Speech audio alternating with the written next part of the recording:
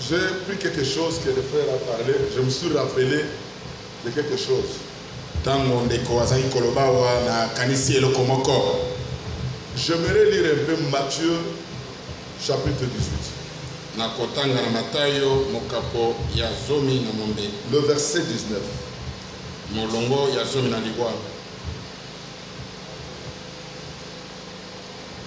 Je vous dis encore que si deux d'entre vous s'accordent sur la terre, demandez une chose quelconque, elle leur sera accordée par mon Père qui est dans le ciel. C'est-à-dire deux s'ils veulent s'accorder. S'entendre. Ce n'est pas remédier le péché, non. C'est s'accorder dans la parole. Si deux s'accordent dans la foi, si deux s'accordent aussi dans la vie,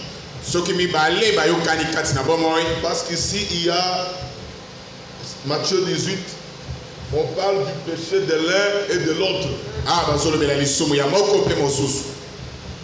Quand les gens arrangent le péché, arrangent leur vie vis-à-vis de l'autre. Première chose. Et deuxième chose, ils ont la même foi. S'ils demandent quelque chose, quelconque, Dieu va leur accorder. Allons aussi dans Jean ici. Dans Jean d'abord.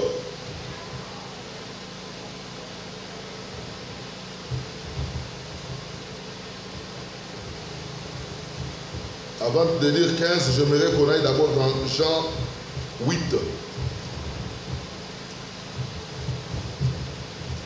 Dans Jean 8, si je ne m'abuse pas, 8, verset 32.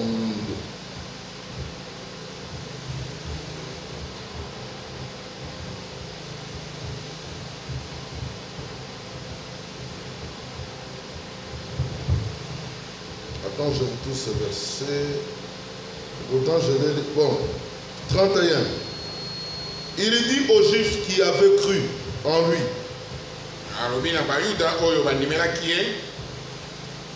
si vous demeurez dans ma parole, vous êtes vraiment mes disciples. Les disciples sont ceux-là qui demeurent dans sa parole. Si vous ne demeurez pas dans sa parole, vous n'êtes pas ses disciples. Tout à l'heure, je lisais encore un autre verset qui dit, si vous demeurez dans ma parole, demandez ce que vous allez, ce que vous voulez, et Dieu vous accordera. Ce sont des versets qui sont toujours dans Jean ici. Il y en a plusieurs qu'on parle de demeurer dans sa parole. Pourquoi il dit demeurer dans sa parole? C'est toujours en rapport avec la prière. Si vous voulez prier. Moi, je ne suis pas d'accord avec cette pratique d'appeler tous ceux qui s'appellent chrétiens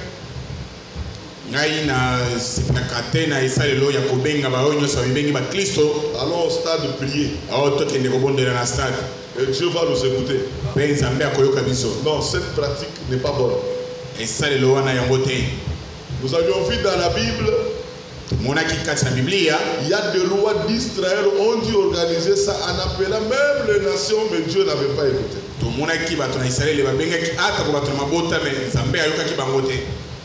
La prière pour nous les nations est toujours individuelle. Parce que Dieu ne nous sauve pas en groupe. C'est l'Israël. Quand vous prenez Romains 11, quand on parle de leur retranchement, leur retranchement était le salut pour nous. Et leur réintégration, pour nous, ça sera un jugement. C'est là qu'il faut comprendre que Dieu ne nous traite pas nous comme l'Israël. L'Israël, Dieu le sauve en groupe.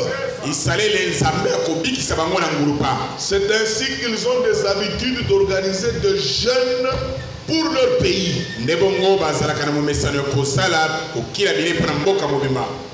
Pour leur nation. Le prière pour leur nation. Parce que c'est l'Israël son peuple. Mais nous les nations, nous sommes venus entrer à la place de l'Israël. Cela ne montre pas que Dieu a négligé l'Israël. Non. L'Israël attend son réintégration.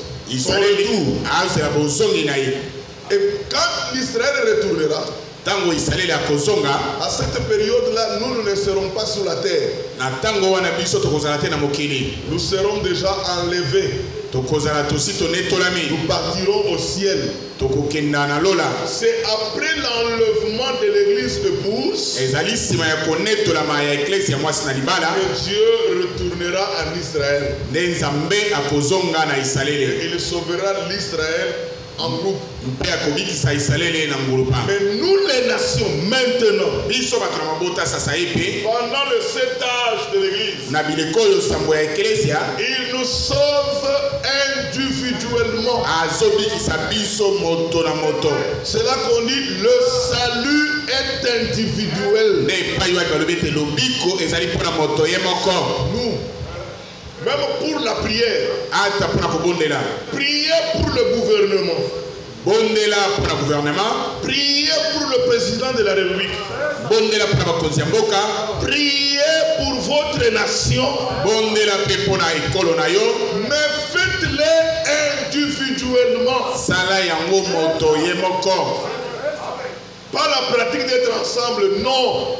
Ça c'est la pratique dénominationnelle.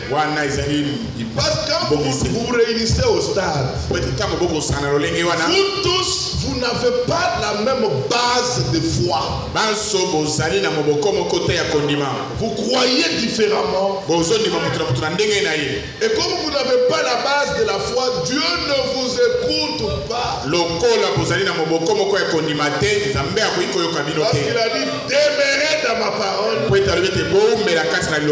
serez mes disciples. Demeurez dans ma parole. Et respectez les commandements de Dieu. Tout ce que vous demandera, il vous sera écouté.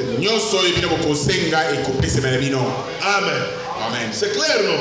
Cette pratique-là, moi, ça ne passe pas. Parce que Dieu n'est pas un Dieu de tout le monde.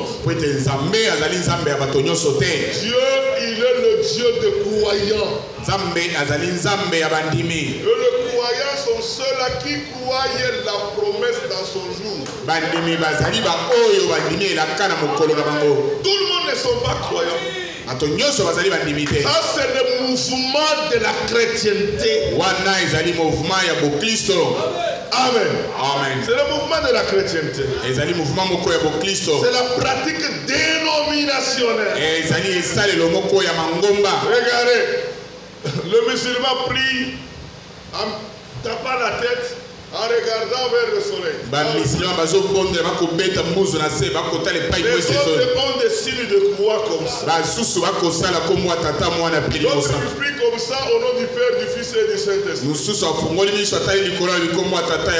D'autres aussi prient au nom du Seigneur Jésus-Christ. Mais qui de vous peut vous écouter? Dieu n'est pas là. Moi je regarde au ciel. L'autre regarde en Kamba. L'autre regarde à la Mecque. Et l'autre regarde par terre. Mais Dieu où? Nous ne prions jamais un Dieu imaginaire.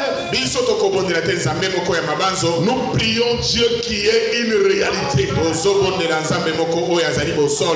Amen. C'est Christ que nous adorons. Christ en vous. L'espérance de la gloire. Amen. Parce que c'était une discussion hier avec les amis dans un bus. J'ai entendu quelqu'un parler de ça. À un moment, je m'étais contenu quand je donne ici sur l'occasion. Mais Dieu nous fait grâce. Hein? Quand j'ai pris seulement la parole, tout le bus était calme. Et quand j'ai terminé, la majorité a dit tu as raison. C'est ça la vraie parole que nous cherchons. Dieu sauve l'Israël en bloc. C'est ainsi il peut faire le jeûne de la nation. Il peut faire de prière de la nation. Mais nous sommes le peuple de nation. Qui sont peuple de nation? C'est tout le peuple du monde en dehors de l'Israël. Nous, Dieu, nous sommes individuellement. Dieu nous écoute individuellement. Que le Seigneur vous bénisse. Si la prière, ce n'est pas seulement crier. Tu pries en peu de mots. Mais des mots précis pour que Dieu entende. Mais des mots basés sur les Écritures. Et Dieu vous bénira. Est-ce que vous êtes bénis? C'est ainsi que méfiez-vous de tout ça. Dieu n'est pas dans ces choses-là. C'est pourquoi j'ai enregistré ça pour que les gens entendent. Ne confondez jamais parce que le Dieu que nous adorons, c'est le Dieu d'Israël. Yahweh. El Shaddai. El Elohé Israël. C'est le Dieu d'Israël. S'est révélé à Abraham, à Isaac et à Jacob. C'est ainsi dans Hébreu, il le dit plus clairement. Lui n'a pas honte d'eux. Il n'a pas honte d'Abraham polygame. Il n'a pas honte d'Isaac monogame. Il n'a pas honte de Jacob qui avait 3 femmes, 4 femmes simultanément. Simultanément au même moment. 4 femmes. Dieu n'a jamais eu honte de lui. C'est pourquoi dans Hébreu il dit que je n'ai pas honte d'eux. Parce que c'est eux que Dieu a donné des promesses. C'est ainsi le véritable Dieu qui a créé le ciel et la terre. C'est le Dieu d'Abraham. C'est le Dieu d'Isaac. C'est le Dieu d'Israël. Il n'a pas honte d'eux. Et nous aussi, on ne peut pas avoir honte d'eux. C'est à eux que Dieu a fait des alliances. Nous avons l'alliance aujourd'hui, c'est à cause d'Abraham, d'Isaac et de Jacob. L'alliance qui était pour eux est devenue notre alliance en Jésus-Christ. Amen. Mais il nous sauve nous individuellement. C'est pourquoi il faut éviter à faire des prières Proverbe chapitre 28, si je ne m'abuse pas. Proverbe 28, prenez cette écriture. Proverbe 28, verset 9. Si quelqu'un détourne l'oreille pour ne pas écouter la loi, sa prière même est une abomination. Avant de prier, vous devez connaître la parole. Vous devez connaître la loi. Vous devez l'écouter. Qu'est-ce que la loi dit de la parole? Si vous n'observez pas ça, votre prière est une abomination. Amen. Ça Dieu regarde votre prière comme un péché grave. Il regarde comme ça, comme si les gens sont dans la toilette. Je peux dire, ils sont dans les boulots là de la toilette. Quand il y a des histoires dans les fosses septiques, quand quelqu'un tombe là, des fois on veut le sauver, mais on regarde, non, on ne fait pas. C'est répugnant. C'est ça l'abomination. La prière de ceux-là qui ne observent pas la loi de Dieu. Que Dieu bénisse. Retournons dans notre chose. Romains et nous étions Apocalypse. Apocalypse 3, on parlait de l'âge des sardes. C'est l'âge de rescapés. Les gens qui sont sauvés. Le Seigneur a dit au verset 2, sois vigilant et affermis le reste qui est près de mourir. Car je n'ai pas trouvé tes œuvres parfaites devant mon Dieu. La fois passée, nous avions expliqué une partie. Je vais aller vite sur ce verset. L'âge de Sardes,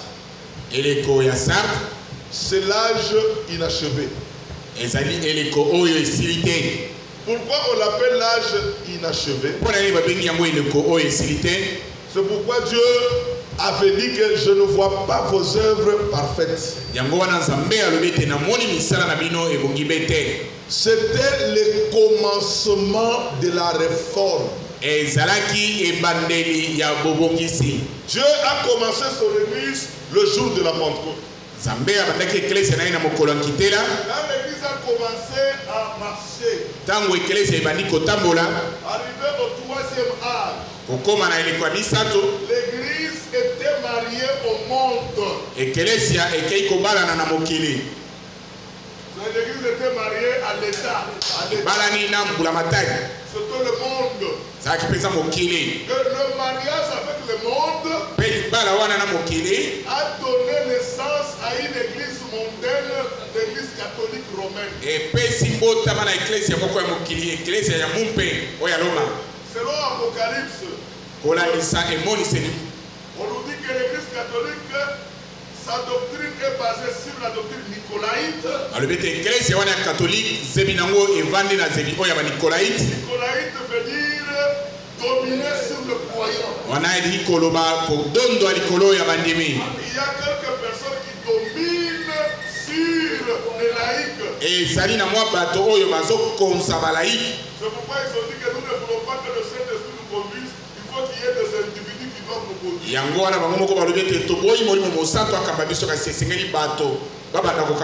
Ces individus-là doivent passer dans une école de formation qu'on a appelée séminaire. Deuxième chose, cette église avait la doctrine de Balaam. Cette doctrine de Balaam, c'était quoi? C'était remplacer la parole de Dieu avec les dogmes et les credos des hommes.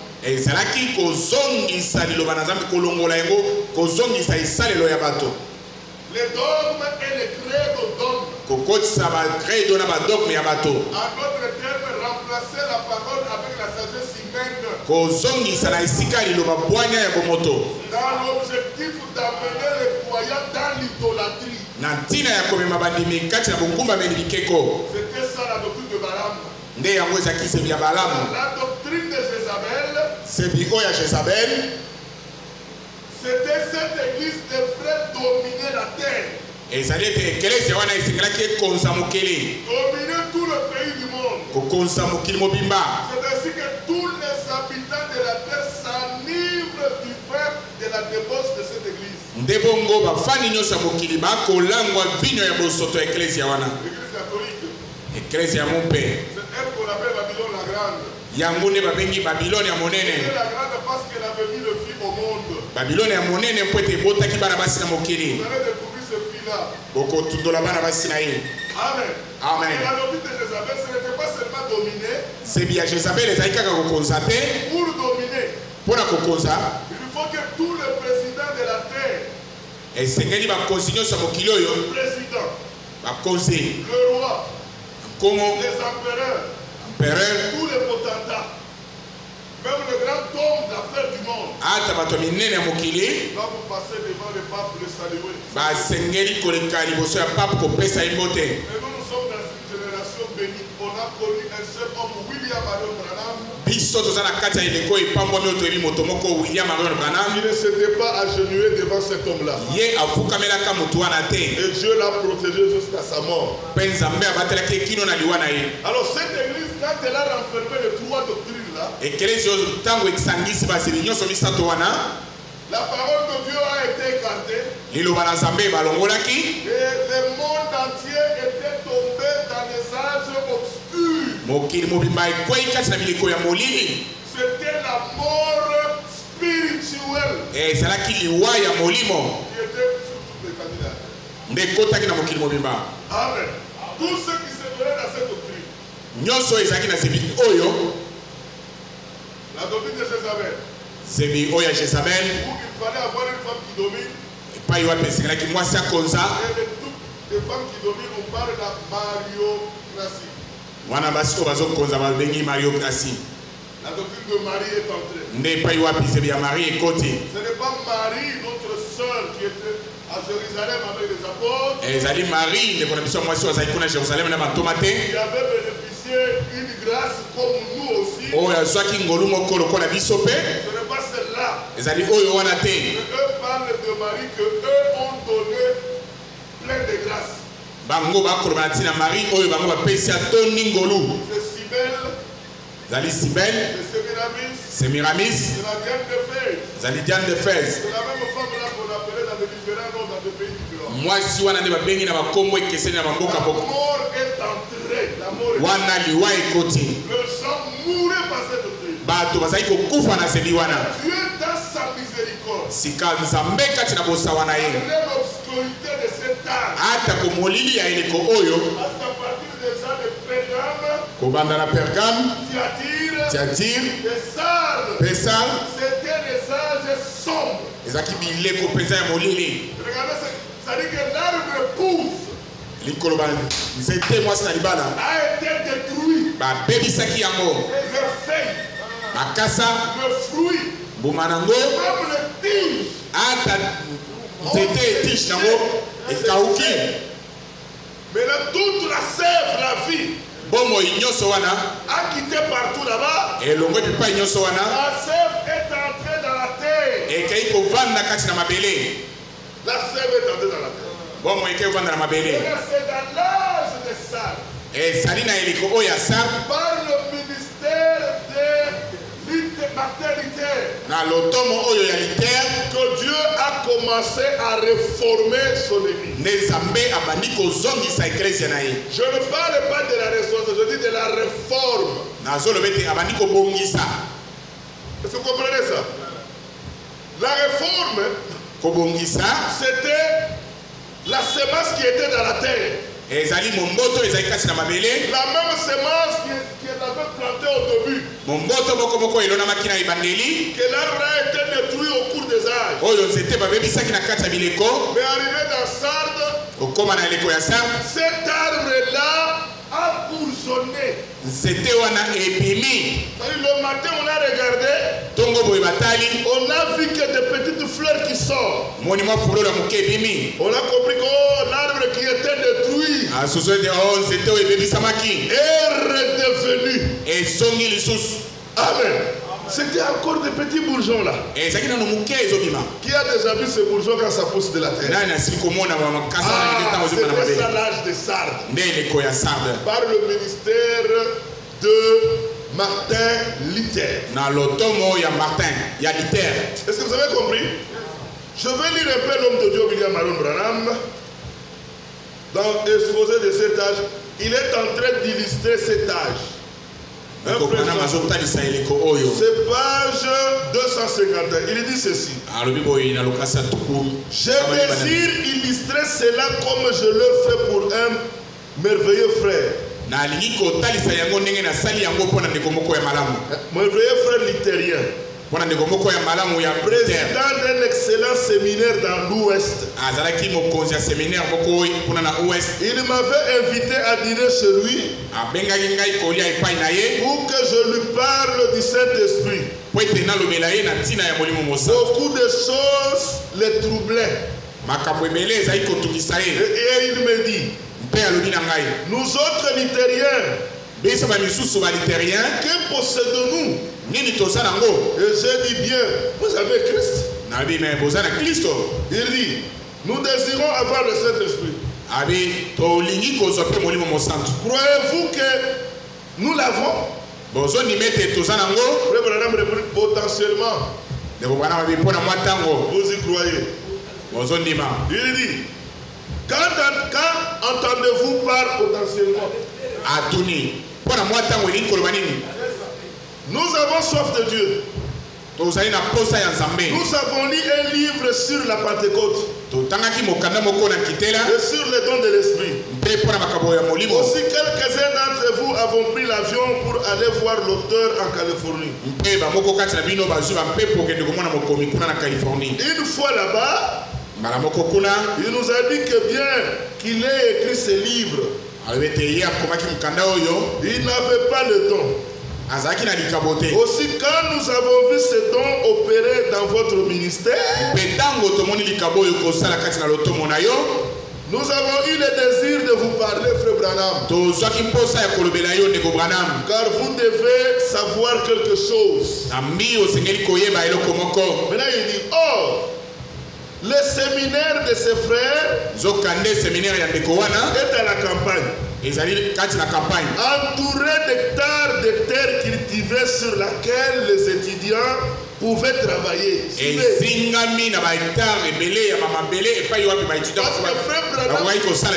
Frère Branham répondait avec la nature fraîchement. Il dit, celui qui me posait, il était le directeur de ce séminaire-là. Mais cependant, leur séminaire habite à la campagne où il y a des hectares de terre. Où les étudiants travaillaient. Ainsi payaient leurs études. À part la ferme, il y avait également des usines qui pouvaient les employer. Alors, en prenant ces champs, pour illustrer mon propos, je lui dis, un jour, un homme sortit sur cette terre pour semer un champ de maïs. Et il arracha des troncs. Il arracha les troncs d'arbres. Et enleva des cailloux, laboura, herça et semait son grain. Chaque matin, il portait les regards sur son champ. Un matin, au lieu de la terre nue, il regarde la terre. Il vit des milliers de petits pousses qui étaient sortis de la terre. Est-ce que vous comprenez? Un moment, il regardait là où il avait travaillé, il n'y avait rien. Mais un matin, il il revient, il regarde les semences qu'il a semées, ça bourgeonnait. Ça poussait partout. Il dit, je vis des milliers de petites pousses qui étaient sorties de la terre. Il dit, gloire à Dieu pour mon sang de maïs. Alors je lui demandais, cet homme avait-il du maïs? Il répondit dans un certain sac, oui. J'ai dit potentiellement oui. Et cette petite pousse qui sortait de la terre, c'est l'image de vous autres les Luthériens. Pendant la période de la réforme. Amen. Amen. Les Luthériens, c'était la réforme. Dieu commence à réformer. Dieu avait semé le maïs. Mais les Luthériens n'étaient pas de maïs. C'était des bourgeons qui sortaient. Mais en ces temps-là, c'était la volonté de Dieu. Vous comprenez ça? Parce que dans l'âge de Wesley, ce qui était une petite bourgeon deviendra un tige. Et ensuite, ça va sortir des aigrettes. Et après, il y aura un bébé qui sortira là. Mais ça sera seulement le feuille. Mais à l'intérieur là, il n'y a pas de maïs. Quand vous continuez avec la lecture, il montre que nous, l'âge pentecôtiste, l'âge de la Odyssée, c'était l'âge de la balle.